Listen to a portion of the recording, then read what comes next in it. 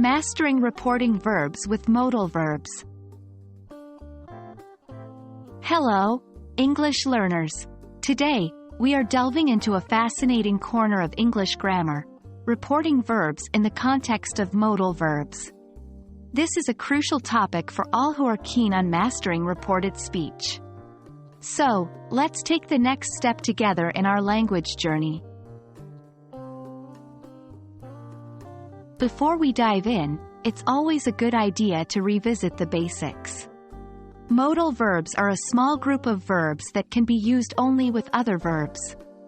They convey necessity, possibility, ability, or permission. The list includes can, could, may, might, shall, should, will, would, and must.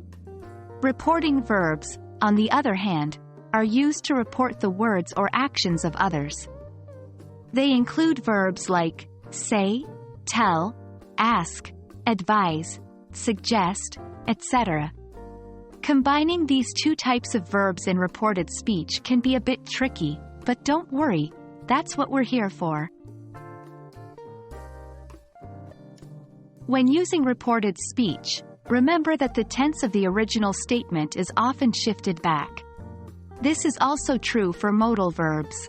Here's a handy chart for you. Can, could, may, might, will, would, shall, should, must, had to. Let's say someone told you, I can help. In reported speech, you might say, he said he could help.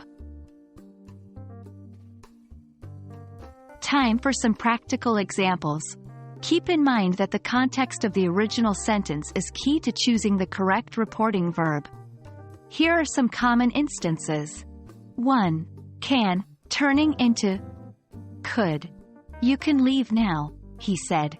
He said that I could leave then. 2.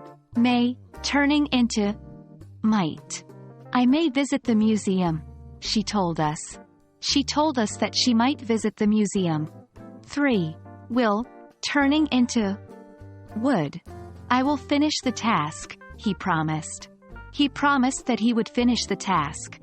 4. Shall, turning into should. We shall overcome, they sung. They sung that we should overcome. 5. Must, turning into had to. I must go now, she announced. She announced that she had to go then. Thank you for joining us today on our exploration of reporting verbs with modal verbs. Hopefully, this makes your journey of learning English a little bit easier. Remember, practice is key, so don't shy away from using these constructions in your daily communication. See you in the next video. Happy learning, and keep practicing.